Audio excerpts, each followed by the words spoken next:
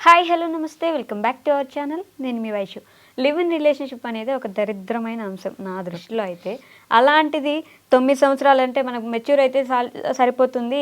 దానికి మీరు 18 సంవత్సరాల వరకు వెయిట్ చేయాల్సిన అవసరం లేదు. మీకు వయసు వచ్చిందంటే మీరు ఎలా అయినా ఉండొచ్చు అని చెప్పేసి రాజస్థాన్ కోర్టు తీర్పిచ్చిందంట. అంటే 18 సంవత్సరాలు వస్తేనే మైండ్ సరిగా ఉండదు, అవసరం లేదు, పెళ్లి చేసుకుంటే సరిపోతుంది అనే భావన నుంచి మా ఇష్టం, మేము 13 సంవత్సరాల నుంచే మేము ఏమైనా చేయొచ్చు అంటే దానివల్ల వచ్చే పర్యవసనాలు ఎలా ఉంటాయి, ఈ విషయం గురించి మాట్లాడడానికి ఈరోజు నాతో పాటు రజనీ రమ గారు ఉన్నారు. మేడంతో మాట్లాడదాం. హలో మ్యామ్, నమస్తే. నమస్తే అమ్మా. బాగున్నారా? ఫైన్ అమ్మా. సో లివ్ ఇన్ రిలేషన్షిప్ మొన్నటిదాకా అట్లీస్ట్ 18 ఇయర్స్ వచ్చిన తర్వాత వాళ్ళ ఇష్టం, మేజర్స్ కదా, వాళ్ళకి నచ్చింది చేసుకోవచ్చు అనేవాళ్ళు. అలా ఉంటేనే మన భారతదేశం ఆల్రెడీ జనాభా లెక్కల్లో ఫస్ట్ ఉంది. ఇప్పటికే ఎక్కువ జనాభా అయిపోయి దరిద్రాలన్నీ చూస్తున్నాం లివ్ ఇన్ రిలేషన్షిప్స్ వాళ్ళు. పెళ్ళిళ్ళు చేసుకుంటారా చేసుకోరో తెలియదు, వాళ్ళ ఇంకెవరో జీవితాలు నాశనం అవుతాయో తెలియదు. ఇన్ని ఉంటే మళ్ళీ ఇప్పుడు 13 సంవత్సరాలకే యుక్త వయసు వస్తే సరిపోతుంది, మీ ఇష్టం వచ్చినట్టు మీరు ఉండొచ్చు అంటే దానికి వచ్చే పర్యవసనాలు ఎలా ఉంటాయి మేము అసలు? అదే ఇది అంటే ఇప్పుడున్న పరిస్థితుల ప్రకారంగా ఆలోచించి మాత్రమే తీర్పు ఇస్తున్నారు అనేది నాకు అర్థమవుతుంది. మొన్న మధ్య ఇంకొకటి జరిగింది ఏంటంటే, ఆడపిల్ల తల్లిదండ్రుల మాట వినకపోతే ఓకే 18 సంవత్సరాలు నిండే వరకు ఇంట్లో నుంచి వెళ్ళిపోతున్నారు కదా, వెళ్ళిపోతే కనుక వాళ్ళకి ఇక్కడ ఎటువంటి హక్కులు ఉండవు. ఓకే, ఏ రకంగా కూడా పుట్టింట్లో హక్కులు ఉండవు కనుక వీళ్ళకి 22 సంవత్సరాలు వచ్చే వరకు కూడా వీళ్ళకి పెళ్ళి కానీ హక్కులు కానీ వర్తించవు అనేది ఒకటి వచ్చింది. అది సంతోషించే లోపల మళ్ళీ ఇది వచ్చింది. అంటే ఇప్పుడు అమ్మాయిలు కూడా సరిగ్గా మాట వినటం లేదు అనేది ఒకటి బాగా నడుస్తుంది. అమ్మాయిలు అంటే అబ్బాయిలు వినటం లేదు, ప్రత్యేకంగా అమ్మాయిల గురించి. అలాగే ఇప్పుడు యుక్త వయసు వస్తే చాలు లివింగ్ రిలేషన్షిప్లో ఉండొచ్చు, పెళ్ళికి సంబంధం లేదు అని ఇది ఒక దరిద్రమైనటువంటి తీర్పు ఇచ్చారు. ఎవరు? రాజస్థాన్ హైకోర్టు వాళ్ళు. పిల్లలంటే ఆలోచించరు, కనీసం కోర్టు అయినా ఆలోచించదు. ఎందుకంటే ఒక 18 సంవత్సరాల అమ్మాయి 19 సంవత్సరాల అబ్బాయి ఇద్దరూ కలిసి పిటిషన్ దాఖలు చేశారు. ఓకే, మేమిద్దరం లివింగ్ లో ఉన్నాము అంటే ఇద్దరు కూడా మైనర్ల కిందే లెక్క కదా, అయినా కూడా మేమిద్దరం ఉన్నాము, మాకు అన్నీ తెలుసు, మేము ఇష్టపూర్వకంగానే ఉన్నాము, మాకు ఇట్లా రక్షణ కల్పించండి అని అన్నప్పుడు ఖచ్చితంగా కోర్టు రక్షణ కల్పిస్తూ ఇదంతా పరిశీలించి ఈ తీర్పునివ్వటం జరిగింది. 18 సంవత్సరాల అమ్మాయి 19 సంవత్సరాల అబ్బాయి వాళ్ళు మేజర్సే కదా లెక్క. ఒక రకం ఏం కాదు, ఆ అబ్బాయి అక్కడ 19 ఇయర్సే కదా, టీనేజర్స్ వీళ్ళు. ఓకే, 21 రావాల్సింది, టీనేజర్స్ కదా. టీనేజర్స్ అయి ఉండి మేము లివింగ్లో ఉన్నాము, మా ఇష్ట ప్రకారం మేము ఉంటున్నాము, మాకు థ్రెట్ ఉంది, మాకు రక్షణ కల్పించండి అని అన్నప్పుడు వీళ్ళు రక్షణ కల్పించారు, ఇక్కడ ఈ తీర్పు కూడా ఇచ్చారు. ఏంటంటే బహుశా కోర్టు ఇలా ఆలోచించి ఉంటుంది. ఇప్పుడు ఎవరు ఆపలేకపోతున్నారు పిల్లల్ని. 18, 19 అంటే సమ్ బెటర్. ఈ 12, 14, 15 ఏళ్ల వయసు కంటే కూడా రీసెంట్గా మనం విన్నాం కదా, 14 ఏళ్ల అబ్బాయి 16 ఏళ్ల అమ్మాయి, ఆ అమ్మాయి ప్రెగ్నెంట్ అయ్యి ఒక బిడ్డకి జన్మనిచ్చింది. 14 ఏళ్ల అబ్బాయికి బిడ్డ పుట్టడం జరిగింది. ఆ అమ్మాయి సంగతి పక్కన పెడితే అంటే 14 ఏళ్ళకే వీటికి బిడ్డ పుట్టడం అనేది జరిగింది. అంటే వీళ్ళు ఇలా చేస్తున్నారు కదా, మనం లీగలైజ్ చేస్తే పొరపాట్లు జరగకుండా ఉంటాయి అని ఆ పరిస్థితుల ప్రకారం అది తీర్పిచ్చారేమో. లీగలైజ్ చేస్తే ఇంకా మరి అప్పుడు ఆల్రెడీ ఇక్కడ లీగలైజ్ చేయటం వల్లే ధ్వంసం అయిపోయింది కదా. ప్రతి ఒక్కళ్ళతోటి రిలేషన్ పెట్టుకున్నారా లేదా? ఎన్ని హత్యలు జరిగాయి, ఎన్ని ఆత్మహత్యలు జరిగాయి ఈ మధ్య మనం చూసాం కదా, ఎన్ని కేసులు మనం మాట్లాడాం. వీళ్ళు తెలిపారు, వాళ్ళు తెలిపారు, వాళ్ళు వీళ్ళతో పిల్లలు కన్నారు, వీళ్ళని చంపేశారు. ఉంచుకున్నోడి కోసము, ప్రియుడి కోసం పిల్లల్ని భర్తనే చంపింది. మరి భర్త ఏమో అక్రమ సంబంధంలో ఉన్నాడు కాబట్టి ఈ భార్యను ముక్కలుగా చేశాడు, ఉడకబెట్టాడు, వేయించాడు. దరిద్రాలన్నీ మనం విన్నాం, చూసాం కదా. ఎందుకు ఇంత భ్రష్టు పడుతుంది అని అంటే, కోర్టులు కొన్ని విషయాల్లో ఇలాంటి తీర్పులు ఇవ్వటం వల్ల మనుషులు విచ్చలవిడైపోయారు. మనిషికి కావాల్సిందే స్వేచ్ఛ, భయం లేదు ఇప్పుడు కదా. మనం ఉంటున్నదే డెమోక్రటిక్ కంట్రీలో ఉంటున్నాము. ఇంకా స్వేచ్ఛలు కల్పిస్తుంటే వీళ్ళు అసలు భూమి మీద ఎందుకు నుంచి ఉంటారు, ఎవరి మాట ఎందుకు వింటారు, దేనికైనా విలువ ఎందుకు ఇస్తారు? ఇప్పుడు 18 ఏళ్ల అమ్మాయి 19 ఏళ్ల అబ్బాయికి వాళ్ళే పిటిషన్ దాఖలు చేస్తే కోర్టు వాళ్ళిద్దరికి ఏదో చెప్పి పంపించాలి, వాళ్ళిద్దరికి ఏదో తీర్పిచ్చి పంపించాల్సిందే పోయి మొత్తం అందరికీ కలిపి ఒక తీర్పు ఇస్తే అంటే ఇచ్చేటప్పుడు దీనివల్ల ఏం యూజ్ ఉంటుంది, దీనికి వచ్చే పర్యవసానాలు ఏంటి అని ఆలోచించదా మ్యామ్ కోర్టు?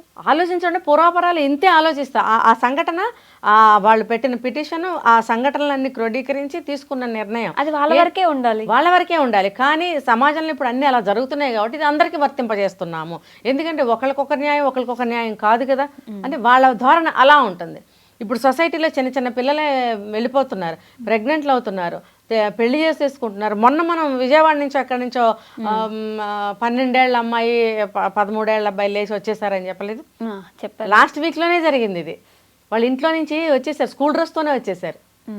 ఆ బాబు బర్త్డేకి వాళ్ళ నాన్న 10,000 రూపీస్ తెచ్చి ఇంట్లో పెట్టాడు, ఏదో సెలబ్రేట్ చేద్దామని. ఆ డబ్బులు తర్వాత వాళ్ళ నాన్న సెల్ ఫోన్ తీసేసుకుని ఆ అమ్మాయిని తీసుకుని జంప్ అయిపోయాడు హైదరాబాద్కి. ఇక్కడికి వచ్చి అక్కడ తుక్కుగూడలో ఇల్లు ఏదో వెతుక్కుంటున్నారు. ఆ పిల్లలకి ఇల్లు కావాలంట, మాకు ఇప్పుడు రెంట్కి ఇల్లు కావాలండి అని ఎక్కడికైనా వెళ్తే ఇస్తారా వీళ్ళకి అసలు? ఎందుకు అంటే ఇక్కడ ఏం అర్థం కావాలి మనకి? వీళ్ళకి బాడీలో చేంజెస్ వస్తున్నాయి, వయసు వస్తుంది, కానీ ఇంకా లోకజ్ఞానం లేదు. అసలు పిల్లల మైండ్ సెట్ ఎలా ఉంటుంది మ్యామ్? ఇంట్లో నుంచి వచ్చేయడం ఆ పిల్లలకి అవన్నీ తెలియవు అంతే. అంటే అక్కడ ఆటో డ్రైవరు కనిపెట్టి వాళ్ళకి తెలియజేసి వాళ్ళని చేర్చడం అనేది జరిగింది. అదృష్టం బాగుంది కాబట్టి, లేకపోతే ఈ పిల్లల్ని ఎవరు ఎటు తీసుకెళ్తే ఏమైపోయేవారు వీళ్ళు? అమ్మాయిని ఏమైనా చేయొచ్చు, అబ్బాయిని ఏమైనా చేయొచ్చు కదా, అలా ఉంది కదా బయట ప్రపంచం. అలా ఉన్నప్పుడు ఇలాంటి తీర్పులు ఇవ్వడం అనేది చాలా దారుణం. అసలు ఇలాంటి తీర్పులు ఇవ్వకూడదు. సమాజ శ్రేయస్సు కోసము మంచి తీర్పులు చేయాలి. ఇప్పుడు అనేక రకాల నేరాలు జరుగుతున్నప్పుడు కఠినమైన శిక్షలు వెయ్యాలి అని ప్రజలు ఏకకంఠంగా అరుస్తున్నారు ఈ మధ్యకాలంలో. వాటికి ఎటువంటి శిక్షలు వేయాలి అనేది, ఎటువంటి చట్టాలు చేయాలనేది అది ఆలోచించటం లేదు. ఇంకా క్రైమ్స్ పెరగటానికి, ఇంకా దేశం నాశనం అయిపోవడానికి చట్టాలు చేస్తున్నారా అనిపిస్తుంది. ఆల్రెడీ లివ్ ఇన్ రిలేషన్షిప్ అని ఒక చట్టం తీసుకొచ్చారు. అవును, మీ ఇష్టం, మీకు అందులో ఇది మీ ఇష్టం వచ్చినట్టు మీరు ఉండండి అని చెప్పేసి, దాని నుంచి వచ్చిన పర్యవసానాలు చూసైనా మైండ్ మార్చుకొని వద్దయ్యా ఇది కూడా వద్దు, ఉట్టి పెళ్లిళ్ళు మాత్రమే చేసుకోండి అని చెప్పొచ్చు. అది పోగొట్టి మీకు యుక్త వయసు వస్తే సరిపోద్ది, మీకు నచ్చినట్టు మీరు బ్రతకొచ్చు అంటే అసలు అంటే ప్రభుత్వం ఉద్దేశం ఏంటో ఎట్లయినా పోనీ మనకి ఎందుకన్నా. మరైతే బాల్య వివాహాలు రద్దు, బాల్య వివాహాలు చేయకూడదు, వాళ్ళ శరీరం అనుకూలంగా ఉండదు పిల్లల్ని కనడానికి దానికి అని చెప్పి బాల్య వివాహాన్ని అరికట్టారు. చదువు వెరీ ఇంపార్టెంట్ అని చెప్పి చదువులు ఉండాలి అని చదువు వైపుగా వాళ్ళని మళ్ళించారు. పిల్లలు పనులు కూడా చేయకూడదు, చైల్డ్ లేబర్ ఉండకూడదు. ఇన్ని చేసినప్పుడు మరి ఆ చట్టం ఇక్కడ కూడా వర్తించాలిగా, ఇదే వయసుగా అక్కడ కూడా. అవును కదా. మరి ఇది లివింగ్ రిలేషన్షిప్ లో ఉండటానికి అనుకూలంగా ఉన్న బాడీ పెళ్లికి ఎందుకు అనుకూలంగా ఉండదు?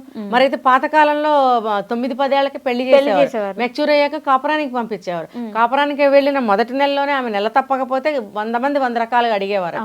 వితిన్ 1 ఇయర్ ఒక బిడ్డ పుట్టాలి వాళ్ళకి. అంటే ఆ పాప వయసు 12 అవ్వచ్చు, 13 అవ్వచ్చు, 15 అవ్వచ్చు. పెళ్లి చేసేయండి, మరి ఈ తీర్పు ఇవ్వచ్చు కదా. అప్పుడు 18 సంవత్సరాల దాకా ఆగొద్దు, ముందే పెళ్లి అన్ని జరుగుతాయి. కావాల్సిందే కదా, తీట బాగా ఉంది, వెళ్ళండి పెళ్లి చేసుకొని 10 మంది పిల్లల్ని కానండి. కానీ ఏం చేస్తారు? మీరు ఎంత ఉన్నారు, మీ చదువులేంటి, మీ ఉద్యోగాలేంటి, వాళ్ళని ఎలా పోషిస్తారు? ఈ జ్ఞానంతో ఆలోచించే విచక్షణ అనేది వాళ్ళకి ఉండదు ఆ వయసులో. శరీరం కోరుతుంది ఏదో కోరిక, దాని ప్రకారం వెళ్ళిపోతారు. అలా కాదు, ఇక్కడ విచక్షణ జ్ఞానం ఎక్కడుంది వాళ్ళకి? లేదు. కాబట్టి తల్లిదండ్రులు వాళ్ళని ఒక సక్రమమైన మార్గంలో పెంచాలి, లేదా పెళ్లి చేసేయండి, తీర్పు అలా ఇవ్వాలి. అంటే తల్లిదండ్రులు కూడా వాళ్ళ పిల్లల్ని జాగ్రత్తగా చూసుకోవట్లేదు అంటారు మ్యామ్. వాళ్ళ బిజీ స్కెడ్యూల్స్ వల్ల ఏమైనా పిల్లల్ని పోనీలే చదువుకుంటున్నారు కదా అని వదిలేస్తున్నారు. అంటే ఏ రకంగా చూసుకున్నా సరే వాళ్ళకే ఓపికలు ఉండటం లేదు, వాళ్ళకి సమయాలు ఉండటం లేదు, ఇంట్రెస్ట్లు ఉండటం లేదు. ఇంకా చెప్తే కొంతమందికి పిల్లలు అడ్డమైపోయి పిల్లల్ని చంపిన వాళ్ళు లేరా? అవునా కదా? డబ్బు తక్కువైతే, డబ్బు సమస్య వస్తే పిల్లల్ని చంపేస్తారు. మొగుడు అక్రమ సంబంధంలో ఉంటే పిల్లల్ని చంపేస్తారు. దీనికి ప్రియుడితో పోవాలని ఉంటే పిల్లల్ని చంపేస్తారు. ఇదేగా చేస్తున్నారు. మరి అలాంటప్పుడు ఇవన్నీ లేకుండా మీరు పెళ్లి చేసేసుకోమని తీర్పు ఇస్తే 10 ఏళ్ళు రాగానే పెళ్లి చేసి పంపించేయండి శుభ్రంగా, అన్నీ తీరిపోతాయి వాళ్ళకి. అంతే కదా. అప్పుడు ఇన్ని క్రైమ్స్ జరగవు కదా. ఇప్పుడు ఇంకా కొన్ని కొత్త క్రైమ్స్ జరగడానికి అనుకూలంగా ఈ తీర్పు వచ్చిందా అని అనిపిస్తుంది. మరి చెప్పచ్చో చెప్పకూడదో నాకు తెలియదు. తీర్పుని వెనక్కి తీసుకుంటే మంచిది, వెనక్కి తీసుకుంటే బాగుండని నాకు అనిపిస్తుంది. ఎందుకంటే సమాజం పాడైపోతుంది. ఇప్పుడు ఈ పిల్లలు నిజంగా ఏదన్నా అయిపోతే బాధ్యత ఎవరు తీసుకుంటారు? అప్పుడు తల్లిదండ్రులనే అంటారా మీరు కనిపెట్టుకోవట్లేదని? మీరు ఆ రకంగా తీర్పు ఇచ్చిన తర్వాత వాళ్ళు విచ్చలవిడిగా వెళ్ళిపోతుంటే తల్లిదండ్రులు ఆపుతారా? ఆపితే అది లీగలైజ్డ్ అని చెప్పి వాళ్ళని తిట్టి కొట్టి వెళ్ళిపోవట్లేదా ఇప్పుడు ప్రస్తుతం వేరే వేరే విషయాల్లో? ఇప్పుడు మళ్ళీ వీళ్ళైనా ఆగుతారా? మాకు లీగలైజ్ అయింది, నువ్వెవరు అని అంటారు కదా. అంటారు. లీగలైజ్ అయినంత మాత్రాన మేము మీకు తల్లిదండ్రులమే అని అంటే కూడా ఇక్కడ కాదు అని అంటుంది. అంతే కదా, ఈ విషయంలో కాదు కాదు, చట్టబద్ధం ఇది. మా ఇష్టం వచ్చినట్టు మేము వెళ్తాం అని అంటే ఏం చేస్తారు తల్లిదండ్రులు? అప్పుడు బాధ్యత కోర్టు తీసుకుంటుందా? ఏం చేస్తుంది? చదువు రాకుండా వాళ్ళు సర్వనాశనం అయిపోయి ఏమైపోతారా పసిపిల్లలు? ఇలాంటి తీర్పులు హర్షణీయం కానే కాదు. మాట్లాడుకోవడానికి విరక్తి వచ్చేసే అంత చూస్తూనే ఉన్నాం రెగ్యులర్గా. లెక్చరర్స్ అంటేనే ఎంత ఎలా చూడాలి అసలు, నా స్టూడెంట్ అంటే నా కూతురుతో సమానం అనేలాగానే ఉండాలి. అలాంటిది ఆయన లోబర్చుకొని భయపెట్టో బెదిరించో ప్రెగ్నెంట్ చేస్తే ఇంకో లెక్చరర్ ఆ విషయం తెలిసి ఆ అమ్మాయికి సపోర్ట్ చేయడం బాగుంటే ఆ అమ్మాయిని ఆయన కూడా బెదిరించి ఇబ్బంది పెట్టాలని చూస్తే పాప మా అమ్మాయి ఎవరికి చెప్పుకుంటుంది? అలాంటి సిచ్యువేషన్లో అసలు ఎవరికి చెప్పుకోగలరు? అవును, ఏం చేయాలి మేము అలాంటి వాళ్ళని అసలు? అవును, ఇది నేషనల్ సంస్కృత్ యూనివర్సిటీలో జరిగింది కదా, తిరుపతి. చూడు మన ప్రాంతాల్లోనే జరిగింది. సంస్కృత విశ్వవిద్యాలయం అది మనకు విన్నదే. ఎవరైనా సంస్కృతం నేర్చుకోవాలంటే అక్కడ జాయిన్ అవుతారు. మరి అంత విలువైన విద్య నేర్పేవాళ్ళు ప్రొఫెసర్స్ అంటే అధ్యాపకులు, అంతే కదా. మరి వాళ్ళు ఆ స్థాయిలో ఆ పొజిషన్లో ఉండి పిల్లలతో అంటే గురువు శిష్యులు ఇక్కడ కదా. మరి చిన్న చిన్న పిల్లలే వీళ్ళు ఒక రకంగా గురువుల్ని తల్లిదండ్రులుగా కూడా భావిస్తూ ఉంటారు. అటువంటి స్థానంలో ఉండి వీళ్ళు వచ్చిన పిల్లల మీద కన్ను వేయడం అనేది చాలా దౌర్భాగ్యం, చాలా దరిద్రం. ఇంతకన్నా దరిద్రం దౌర్భాగ్యం మన దేశానికి ఇంకొకటి లేదు. మరి ఎందుకు ఇట్లా ఆలోచిస్తున్నారు అంటే స్వార్థం, అంతే స్వార్థం, పైశాచికత్వం. ఏ విధంగా స్వార్థం అనుకోవచ్చు మ్యామ్? ఆయనకి అసలు ఏంటి అవసరం? ఇంట్లో భార్యో లేకపోతే బయట ఇంకెక్కడైనా ఉంటారు కదా, నీ దగ్గర చదువుకునే పిల్లలు నువ్వు అలా చూసేది? ఇక్కడ కొన్ని చోట్ల కొన్ని చదువులకి సంబంధించిన ప్రొఫెషనల్ ఎడ్యుకేషన్స్ కొన్ని ఉంటాయి కదా, వాటిల్లో నేను వింటుంటాను కొన్ని బెదిరింపులు జరుగుతాయి వాళ్ళకి. మార్క్స్ వెయ్యము, సెమిస్టర్స్లో మిమ్మల్ని ఫెయిల్ చేస్తాము. ఇప్పుడు సంస్కృతం అంటే కొంచెం టఫ్, అంత తేలిగ్గా రాకపోవచ్చు అందరికీ కూడా. మరి అటువంటి సబ్జెక్టు ప్రత్యేకంగా దాంట్లో డిగ్రీలు పీజీలు చేస్తూ ఉంటారు. చేసినప్పుడు అందులో ఏదన్నా డౌట్లు తీర్చాలి, లేకపోతే కొంచెం కష్టం అనిపిస్తుంది అన్నప్పుడు ఆ వీక్ పాయింట్ పట్టుకొని వీళ్ళని ఏమన్నా ఏడిపిస్తారా అనేది నాకు ఒక డౌట్ కదా. కొంతమంది మెడికల్ స్టూడెంట్స్ కూడా నేను మాట్లాడటం జరిగింది, వాళ్ళు కూడా ఇలాంటివి చెప్పారు నాకు. కొంతమంది సూసైడ్ చేసుకున్న వాళ్ళు కూడా ఉన్నారు మెడికోస్. 5 సంవత్సరాలు చదివిన తర్వాత తట్టుకోలేక సూసైడ్ చేసుకున్న వాళ్ళు నాకు తెలుసు. అంటే వాళ్ళ సిచ్యువేషన్ వీళ్ళు వాడుకోవాలి. అవును, వాళ్ళు చెప్పినట్టు వినకపోయినా, వాళ్ళకి కావలసినట్టుగా వాళ్ళు నడుచుకోకపోయినా, వాళ్ళు వీళ్ళకి నచ్చకపోయినా, నచ్చేదేంటి అసలు? స్టూడెంట్ నీకు ఎందుకు నచ్చాలి? ఆబ్వియస్లీ స్టూడెంట్ నీకు నచ్చడం ఏంటి? ఎందుకు నచ్చాలి? అందరూ చదువు కోసమే వచ్చారు, అందరూ కూడా సీట్ వస్తేనే అక్కడ జాయిన్ అవుతారు, అందరూ సమానంగా చదువుతారు కదా. అలాంటప్పుడు అందరినీ సమానంగానే చూడాలి, కానీ నచ్చేదేంటి నీకు? స్టూడెంట్ నీకు నచ్చడం ఏంటి? అంటే ఒక్కొక్కళ్ళు అమాయకంగా ఉంటారు, ఒక్కొక్కళ్ళు కొంచెం గడుసుగా ఉంటారు. అలాంటప్పుడు నీకు వాళ్ళు నచ్చరా? అందరినీ సరిచేసి సమానమైనటువంటి ఒక దారిలో తీసుకెళ్ళటం అనేది గురువుల పాత్ర. అవును, క్వశ్చన్ చేసినా నచ్చరు. అవును కదా. ఎక్కువ తక్కువ చూడకూడదు స్టూడెంట్స్ని. వాళ్ళల్లో కూడా అటువంటి అభిప్రాయ భేదాలు రాకుండా ఉండటం కోసం యూనిఫామ్ అనేది ఏర్పాటు చేస్తారు. ఇప్పుడు చాలా కాలేజీలో ఇంటర్మీడియట్ లెవెల్లో కానీ ఇంజనీరింగ్ కాలేజెస్లో కానీ యూనిఫామ్స్ ఉంటాయి. అవును, ఎందుకంటే సమాన భావంగా ఉండటం కోసం. కరెక్ట్. ప్రొఫెసర్స్ కూడా అలాగే చూడాలి, ట్రీట్ చేయాలి, వీళ్ళు అలాగే ఉండాలి ఒకళ్ళ పట్ల ఒకళ్ళు. ఆ సమానత్వం లేకుండా ఎక్కువ తక్కువలు, అమ్మాయిలు బాగుంటే ఇట్లా వెధవ పనులు చేయడము అంటే ఇది దాగుతుందా ఆ విషయం? ఆ అమ్మాయి ప్రెగ్నెంట్ అయింది అంటే ఈ విషయాలు తెలిసి ఇంకొక ప్రొఫెసర్ ఇంకా గొప్పవాడు అనమాట, మరి ఆ ఫొటోస్ తీసాడో ఏం తీసాడో బ్లాక్మెయిల్ చేయడం అంటే ఏంటి? ఇంకో రకంగా కూడా జరిగి ఉంటుంది, నువ్వు నాకు కూడా ఉపయోగపడు, ఇవన్నీ తీసేస్తాను అని బెదిరించాడేమో, భయపడే అమ్మాయి వెళ్ళిపోయిందేమో కేసు అన్నా పెట్టకుండా. తర్వాత ఫస్ట్ ఆ అమ్మాయి ఎందుకు కంప్లైంట్ చేసి ఉండకపోవచ్చు అంటారు? అదేదో కొంచెం లీక్ అయ్యి ఉంటుంది, లీక్ అయ్యే ఉంటుంది. కాకపోతే కేసు తణుకుగా పెట్టడానికి భయపడి ఉంటుంది. ఎవరు మొత్తానికి కేసు ఫైల్ చేశారు. చేసినప్పుడు ఇప్పుడు ఏమైంది, వాళ్ళు సస్పెండ్ చేశారు, కాలేజీ యొక్క పేరు పోయింది, వీళ్ళ సెల్ఫ్గా వీళ్ళ పరువు అనేది ఒకటి వస్తుంది కదా, అది పోయి ఉంటుంది. ఇంకా వాళ్ళ ఉద్యోగాలు 6 నెలల పాటు సస్పెండ్, ఇంకా దాంట్లో ఎంక్వైరీలు నడుస్తాయి, అది ప్రూవ్ అయితే వాడిని డిస్మిస్ చేస్తారు. ఇవన్నీ అవసరమా? జీవనోపాధి పోయింది కదా, మరి జీవనోపాధి పోతే కుటుంబం ఎలా నడుస్తుంది? ఇదంతా వాళ్ళకి గుర్తురాదా? అంటే కళ్ళు మూసుకుపోయి, అంటే వీళ్ళకి కామం అన్నమాట, కామంతో కళ్ళు మూసుకుపోతాయి అంటారు కదా. ఎగ్జాక్ట్లీ. సిగ్గు లజ్జ ఉండవు వాళ్ళకి, వయసుతో ఏమీ ఉండదు, అసలు ఏమీ గుర్తుండవు. చేస్తున్నది కనీసం తప్పు అని కూడా అనిపించదు. ఎవరన్నా ఏమైనా అనుకుంటారేమో, అటు ఇటు చూస్తా, అది అలాంటిది కూడా ఉండదేమో వాళ్ళకి. అంటే వాళ్ళ స్వార్థం అంతే. వాళ్ళకి ఇష్టం లేదు అంటే ఏదో ఒకటి చేసి అమ్మాయిని బెదిరించి భయపెట్టి నువ్వు ఇలా చేసావు, నేను ఇక్కడ ఈ మార్కులు తీసేస్తాను, లేకపోతే నేను ఏదైనా కొట్టేస్తాను అన్నట్టు చెప్పి అది కూడా చేయకూడదు, అది కూడా చేయకూడదు. తప్పు ఉంటే సరి చేయాలి. అంతే. అక్కడ ఎక్కడ ఫాల్ట్ జరుగుతుందో అక్కడ సరి చేసి ముందుకు తీసుకెళ్ళాలి. అదే గురువుకి శిష్యుడికి మధ్యలో ఉండే సంబంధం అలాగే ఉండాలి.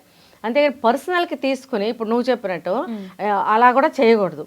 ఇప్పుడు ఆ అమ్మాయి ఏదన్నా తప్పు చేసింది, తప్పు చేస్తే కూడా ఆ తప్పుకి తప్పుగా దండించాలే తప్ప ఈ మార్క్స్కి దానికి లింక్ పెట్టకూడదు. ఈ కష్టపడి చదివింది కదా, చదివినందుకు రావాల్సిన మార్కులు రావాలి కదా, మరి దానికి దీనికి కూడా లింక్ పెట్టకూడదు. పెడుతున్నారు. వాళ్ళు ఎంత బాగా చదివినా ఫెయిల్ చేస్తాం అని చెప్పే వాళ్ళు ఉంటారు. ఈ మధ్య కాలంలో కాలేజెస్లో ఇలా జరుగుతున్నాయి. మరి దానికి ఎవరు చర్యలు తీసుకోవాలి? కాలేజీలో ఉన్నటువంటి యాజమాన్యం చర్యలు తీసుకోవాలి.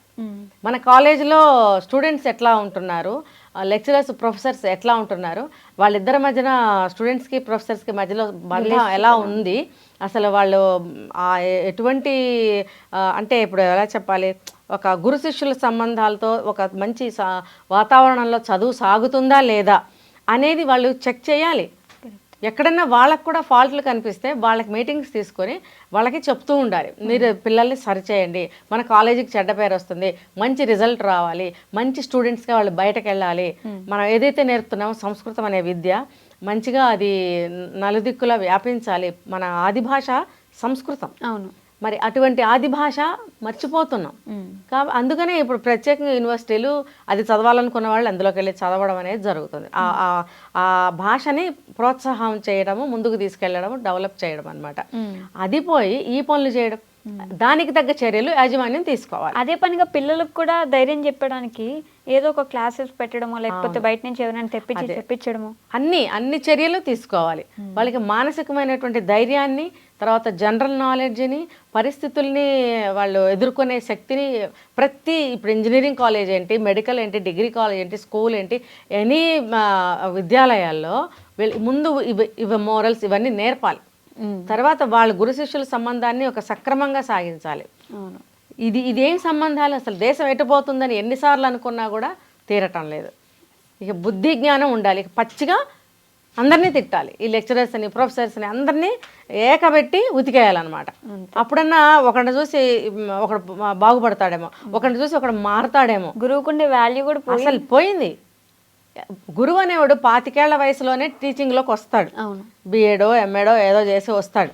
వచ్చినప్పుడు 25 ఏళ్ళు ఉండనివ్వండి, 50 ఏళ్ళు ఉండనివ్వండి, అతను గురువు అంటే గురువే.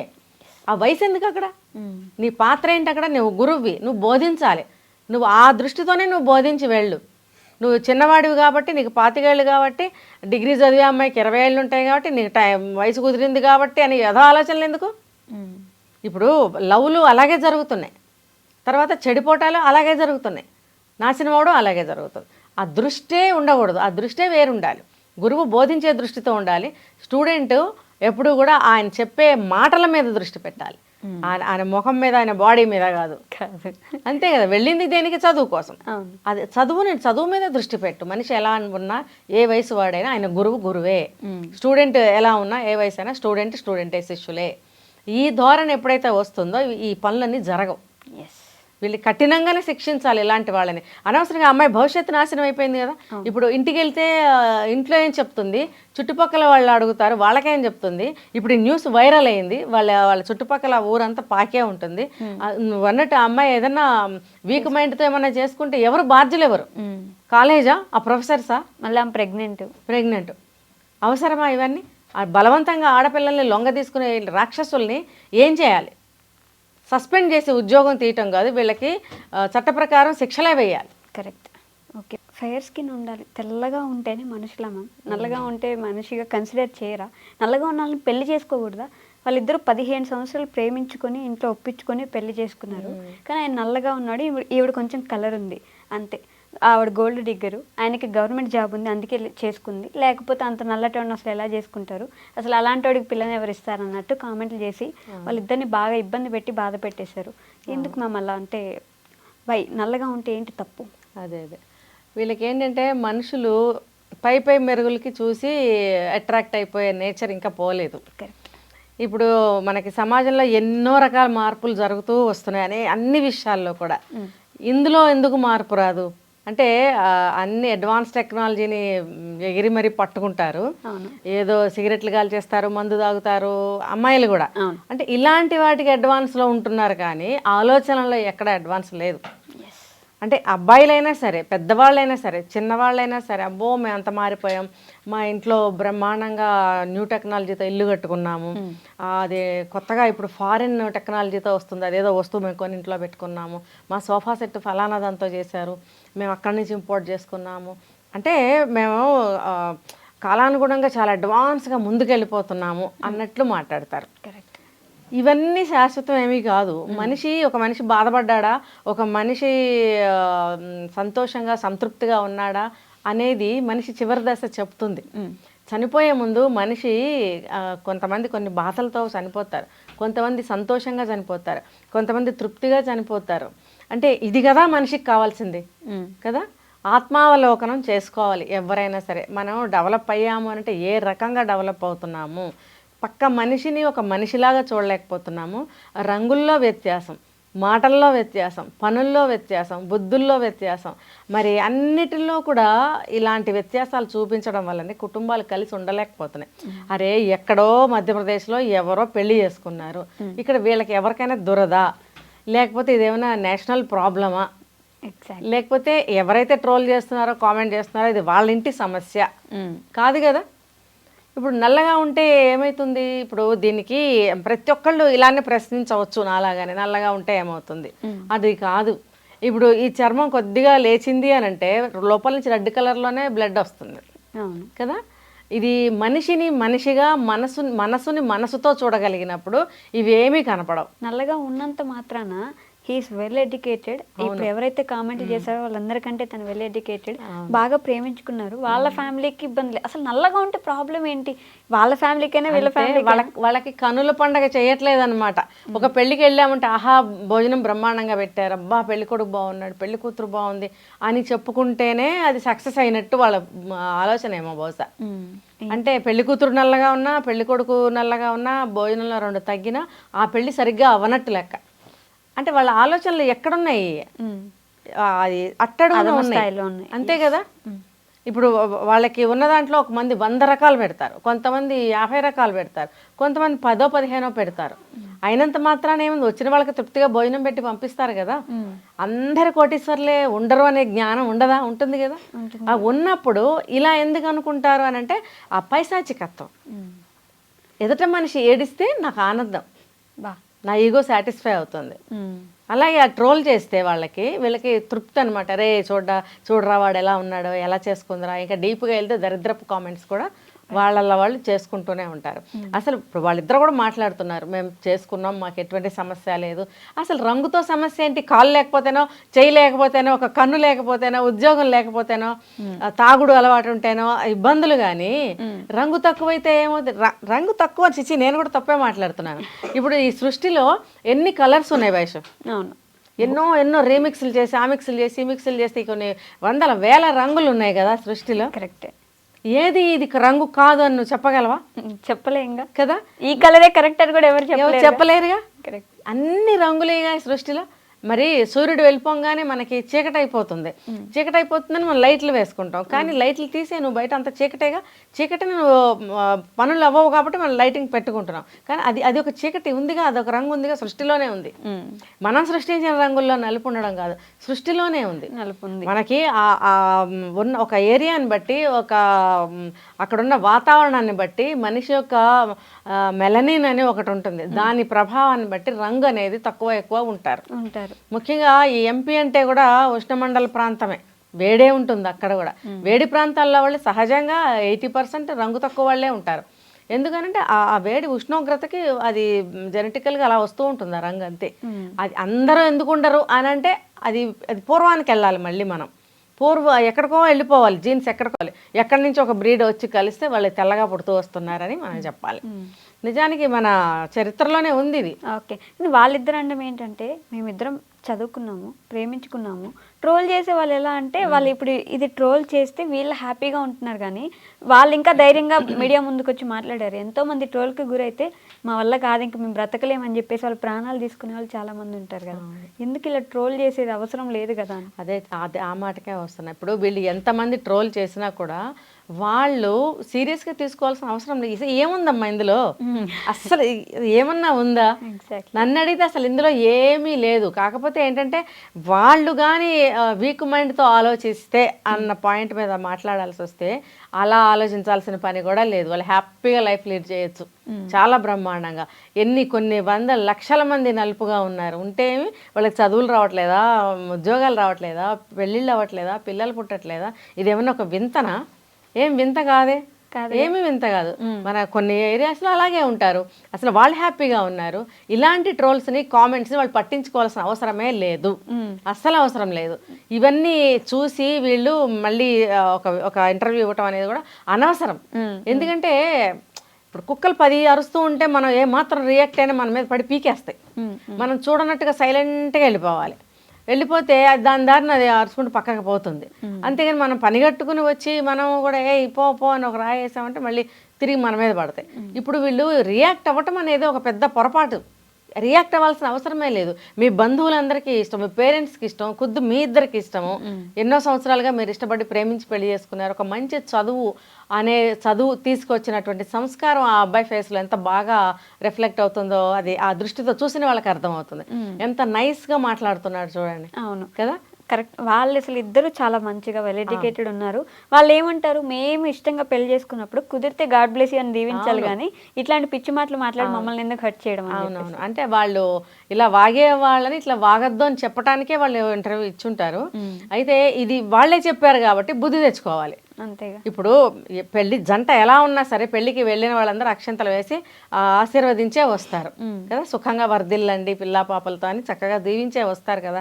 అలా మీరు కూడా దీవించండి. ఒక కొత్త జంటను ఏమని ఆశీర్వదిస్తారు? పిల్లా పాపలతో సంతోషంగా సుఖంగా ఉండండి అని అందరూ ఆశీర్వదిస్తారు. ఆ పని చేయాలి. ఆ పని చేయకుండా నల్లగున్నావు, తెల్లగున్నావు, పొట్టిగా ఉన్నావు, పొడుగ్గా ఉన్న వాళ్ళకి అవసరమా? అంటే వాళ్ళిద్దరు సహజీవనం ఎలా కలిసి ఉంటున్నారో మీరు చూడాలా? మీరు చూడటం కోసం వాళ్ళు అన్నీ మీకు చూపిస్తారా?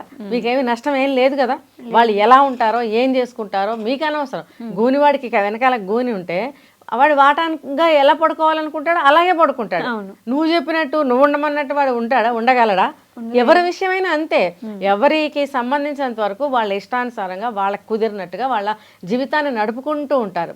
ఈ పని పాట లేక గాలి ఏమంత తిట్టాలి ఇంకా వీళ్ళని, ఈ గాలి వాళ్ళందరూ కూడా అసలు నిజంగా చెప్తున్నా, వీళ్ళకి పని ఉండదు, ఒక చదువు ఉండదు, ఒక కుటుంబం పట్ల ఒక బాధ్యత ఉండదు, ఒక విలువలు ఉండవు. వీళ్ళకి గాలి ముండాగొడుకులు అంటారు కదా, ఇలాంటి వాళ్ళు చేరి ఇలాంటి కామెంట్స్ చేస్తూ ఉంటారు. అదే సాంకేతిక పరంగా మనం ఏమో పైకి వెళ్తూనే ఉంటాం కానీ బుద్ధి పరంగా మాత్రం మళ్ళీ అదే గ్రూపు ఈ టెక్నాలజీని ఉపయోగించుకుంటారు.